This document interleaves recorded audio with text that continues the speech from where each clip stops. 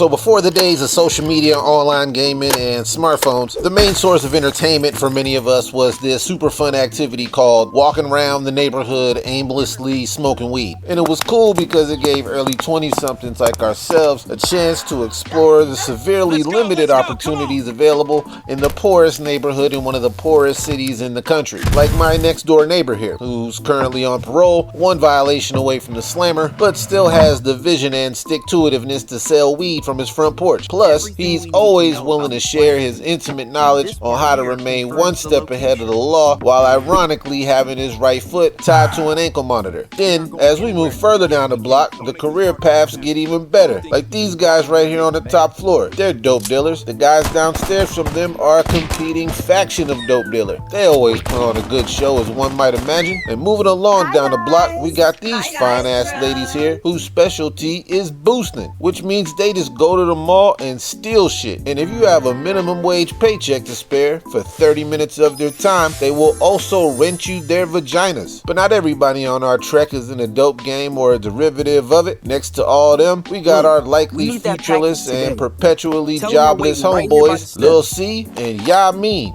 Lil C got his name when he gave it to himself the moment he realized, run y'all, Clifford got a gun. Couldn't scare a poodle in a pink sweater. And we call Ya Mean because the phrase has captured not only 50% of his vocabulary, but also 1/3 of his personality. Give me that goddamn phone! And that's their ruthless yet nurturing ass mother, Miss Deborah. It's not exactly clear what she does, but one thing she obviously does not do is play that shit. And next to all that action, we got the end of the block, which features the hallmark of all ghettos, abandoned houses. And we lucky enough to have 3 of them bitches in a row. Now, I've walked past these houses countless of times over the years, never not once feeling one iota of inspiration. But for some reason, on this day, walking by them induced a state of clarity and petty criminal intuition that has somehow escaped me until this very moment. What the hell you looking at, G? Y'all don't see it? See what? Free pizza. We gotta go back to the house. Now, to me, the plan was very straightforward, but also necessary, since we only had $8 between the 3 of us, with 10 days left till payday. So the pitch to my roommates had to be mathematical, but also practical. If you had 3 abandoned houses, a big-ass bush, an abusive mother, 3 prostitutes, several dope dealers, and a parolee, what do you get? I don't know, but it sounds like you about to tell us it's a pathway to success. Precisely. And that pathway is unlimited pizza, wings, subs, and various other forms of processed cholesterol for the foreseeable future and for the free. We getting cheeseburgers? Deep fried pretzels too? Man, how about everything on the menu? Fuck yeah! It wasn't complicated at all. As far as I could tell, this was our destiny. It's almost as if my block was built, neglected, condemned, and then repurposed exclusively for petty larceny and narcotics distribution. I mean, just take a look at the overall aesthetic.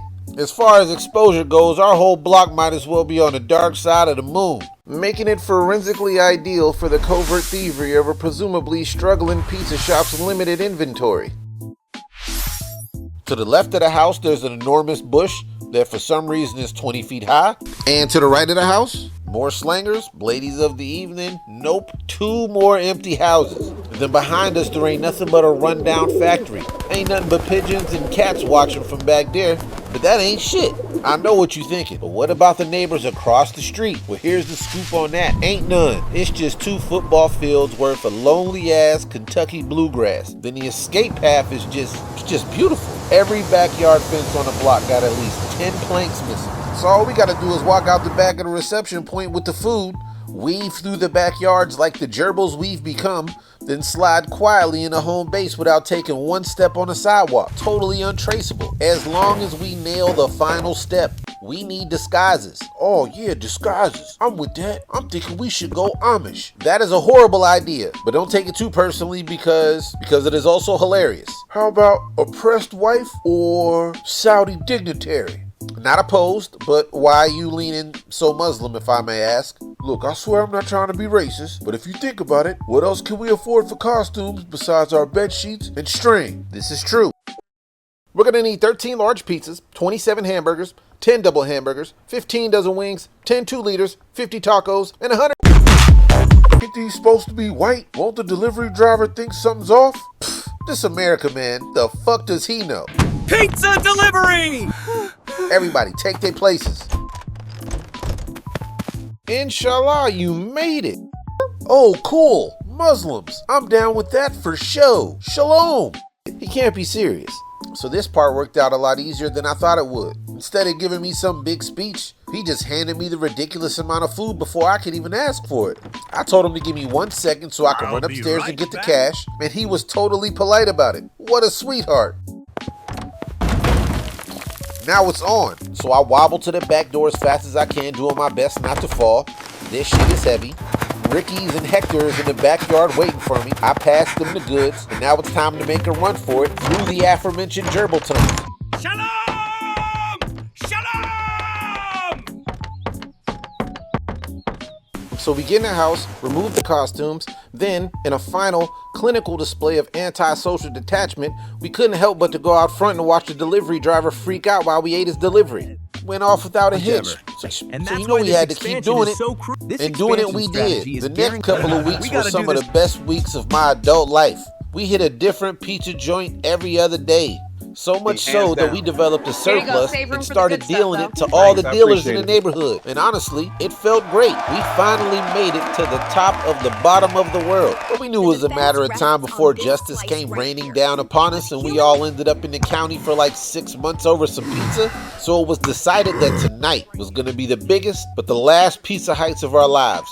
We hitting the big 3 all at once. Pizza Cut, Papa Juanito's, Diamond Joe's, going the fuck down. We'll be set for weeks. So like we did before every run, we gotta go check the house to make sure nobody's asleep, shooting up, or dead inside. But as soon as we was about to walk up to the door, something weird happened. A fire department supervisor truck was driving by us and gave me the coldest stare ever. In a split second, the driver and I had a full conversation without saying a word. He was telling me that he's really a cop and knows we're too stupid to think police use fire department assets for criminal investigations, and I was telling him he should have shut up because his eyes speak better than his mouth do, and because of that, I'm shutting this operation down immediately.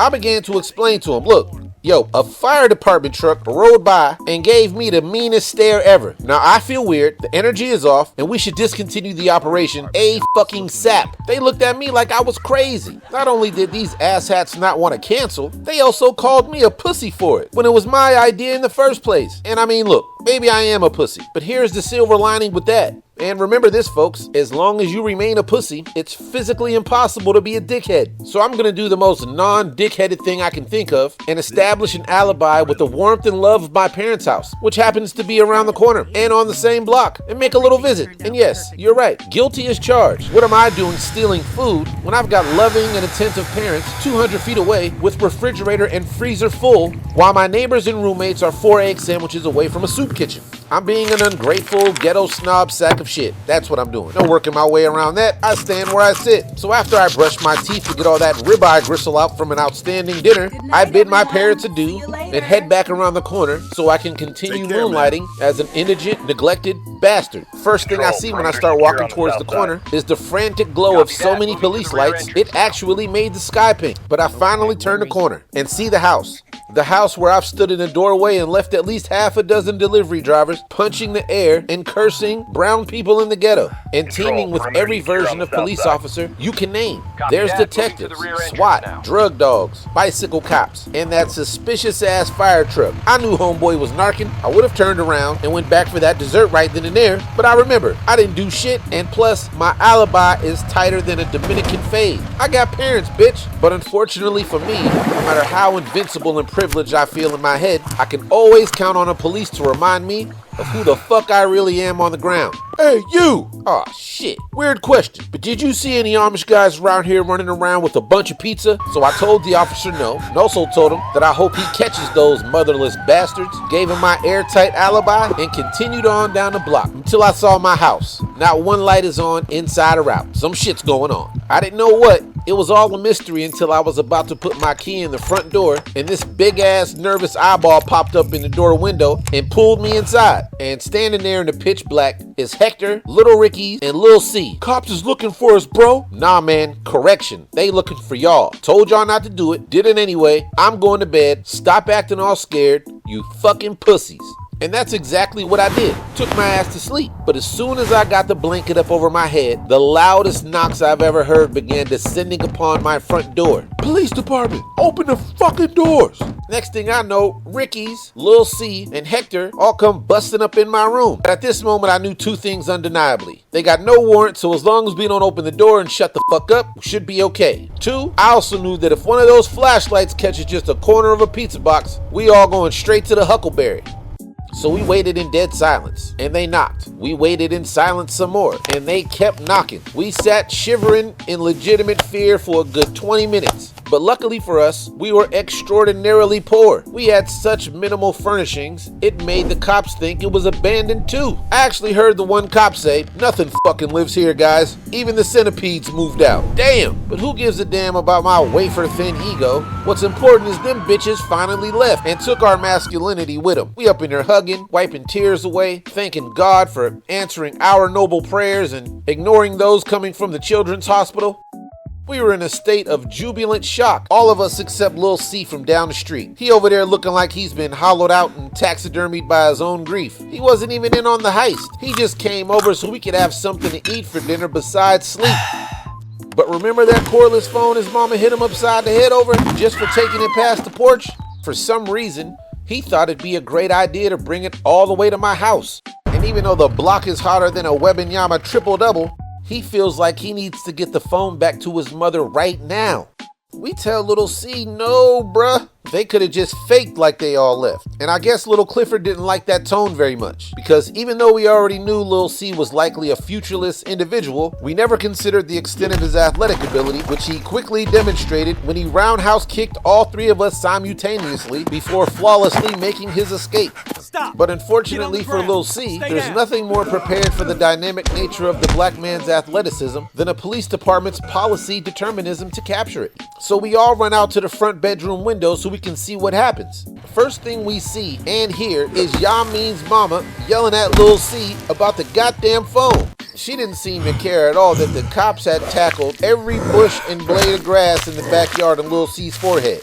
He was looking ridiculous, but as long as he just shut up and asked for a lawyer, he should be fine and dandy. Until they started searching this nigga's jacket, and about 24 breadsticks fell out. Ah, shit. And what type of honor can you expect out of a nigga that got loose breadsticks in the sleeve of his jacket and a secret black belt in karate? None. We knew we was all done for right then and there. We knew Lil C was gonna tell on us, and honestly, as he should, we would have went Judas on his ass too. But just as we was about to start running, a ladder came flying through the screen window. I'm thinking, fuck man, special ops? We about to get flash banged over some pizza? But no, it was Ankle Monitor Man from next door. And yet again, one step ahead of the game. Y'all might as well bag that shit up, throw it on over here, cause you know Lil C about to tell on y'all, right? Them niggas in the brick house did it. Told you, man, we bagged that shit up and threw it out the window quicker than a diaper change in a trailer park. Now y'all better run. And run we did. As the army of cops were descending down the sidewalk, we had no choice but to run in the opposite direction through the backyards that started all this shit. But Ankle Monitor Man got one thing wrong. Ain't no way we going back into that bando. I prefer a bubble bath. And these niggas will too. Man, where we running to? My dad's house. Dad?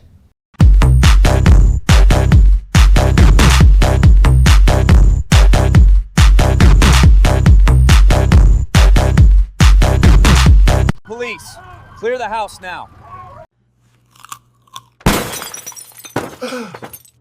Oh, Subscribe, motherfucker.